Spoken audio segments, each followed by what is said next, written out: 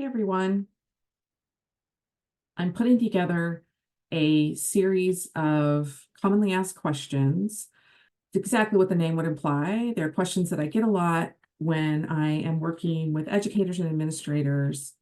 And there's like this handful of questions that really seem to just sort of circle around endlessly, especially in higher ed. I think some to some degree in K through 12, but the answers that we have for them are not satisfying and they're definitely not very useful.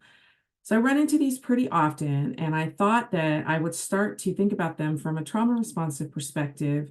And that meant, like, what does it mean to reframe these questions? And how do we do it in a way that makes sense and that actually opens up possibilities for answers or for ways to sort of pursue or create answers that could actually show up in our teaching practice and in any kind of work we do with students or anyone in learning spaces. I think a lot of what happens behind asking these questions is really, why won't students do what I want them to do?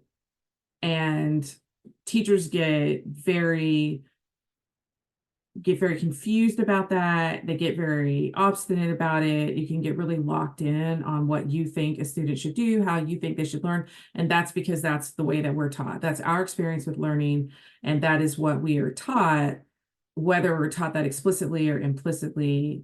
That's how we're taught that learning happens, is the teacher says something and we're supposed to sort of relate to it and interact with it in a very specific way. And if that doesn't happen, we get frustrated with ourselves as learners, and teachers get very frustrated because we aren't really taught as teachers how to offer things in a variety of ways without considering that a challenge to our expertise or to the discipline in the classroom.